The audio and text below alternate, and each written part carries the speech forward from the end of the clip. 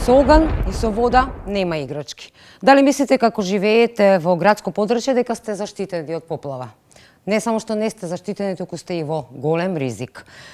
Имале среќа што не заврнале некои поголеми дождови па да видиме како е да бидеме поплавени. А доколку живеете во руралните делови на Македонија, веќе сте навикнати на поплави. Речиси секоја година, во мај или на есен, одредени делови од Македонија постојано се поплавуваат од големи дождови. Според информациите, и оваа година, и изминатите години, вакви големи дождови ги поплавуваат редовно горниот тек на реката Вардар, Штипско, Струмичко и така натака. Зашто? Затоа што се наоѓаат на оние делови од реките кои што се црни точки за излевање, критични точки. А вакви критични точки има на речиси сите реки во Република Македонија. На реката Вардар критични точки: Јагуновце пред Дервенската клисура, Таор исто така пред клисурата, но и потегот од Ногаевци до Криволак, и пред Демиркаписката клисура исто така е црна точка. Најкритични точки на Брегалница, која што е една и од најризичните реки за поплави, бидејќи може да се излее на цел потек Рамница од Кочани до Штип, а и во Струмичко од Сушево до Новосело. Следна на листата е Треска, која што најризична е кај Македонски Брод пред клисурата Пласница. Исто така и реката Пчиња се излева редовно кај Пелинце на влезот во Македонија, во вливот на Кумановска и Крива река. Исто така Црна река. Вливот кај Боротинска река е ризичен и од Новаци до Скочивир. Според студијата за ризикот од поплави во Скопје, водно се споменува како црна точка. Зошто? Затоа што водно не е исто како и пред 50 години. Урбанизацијата оди со забрзан тек, каде што се градат нови објекти, нови згради, се поклопува старата, а не се остава место за нова инфраструктура за заштита од поплави.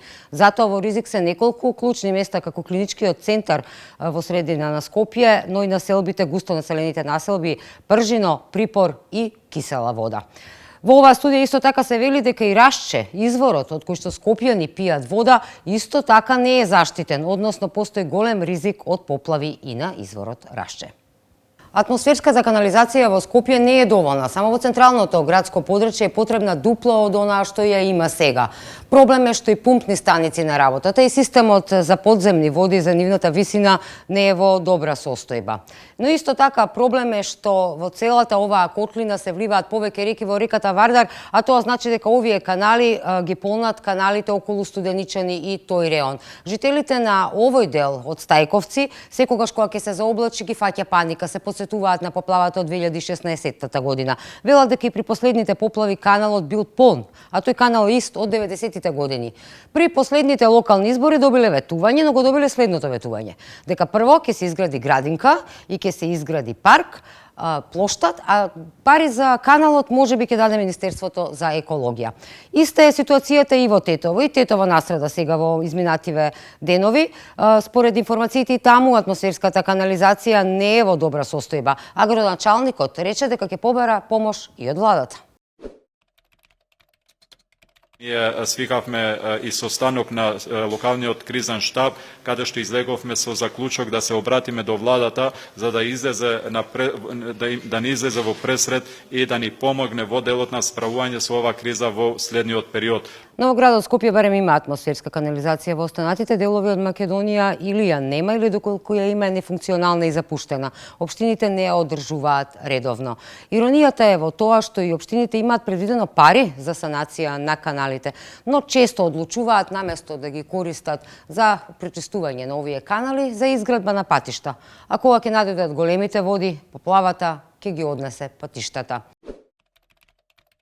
Дел од овие, особено терцијални канали, значи најмалите минуваат пред дворовите на куќите, некои од нив се затрупани, некои од нив се претворени во воштарници, изградени се објекти, така што таму воопшто не се функционални некаде овие терцијални канали, но мрежата на канали треба постојано да се одржува, затоа што ние никогаш не може да знаеме кога и каков обем количина на дожд ќе паднат. Загрижува фактот што да се вложат сериозни пари, се размислува дури откако ќе се случи некоја голема катастрофа како поплавата во Скопје. А не треба да е така, затоа што според информациите од Управата за хидрометеоролошки работи, мерните станици не се во лоша состојба, освен оние во Полошкиот регион кои што неодамна беа обновени во останатиот дел од Република Македонија, сите се во многу лоша состојба и се застарени. Ева како информација, за цела територија на Република Македонија имаме дождомерни станици околу 100. Во развиените земји за истата оваа површина имаат околу 1000. Значи кратки сме за околу само некаде околу 900 кои што ни недостасуваат. А клучни се овие мерни станици зошто? Затоа што навреме може да не предупредат за големи води кои што надоаѓаат. Сега за сега според нашите мерни станици можеме да го имаме следното предупредување за реката Треска од Македонски Брод до Скопје може да сме предупредени максимално до 12 часа порано. За реката Вардар од Царкино до Скопје максимално 5 до 6 часа порано, а за реката Лепенец од Генерал Јанковиќ до Скопје максимално 3 до 4 часа порано. Но освен што немаме квалитетна опрема, изгледа немаме ни доволно квалитетен кадар, односно експертски кадар. Дури и на сајтот на Управата за хидрометеоролошки работи се вели дека е потребно вработување на хидролози и експерти од својата област.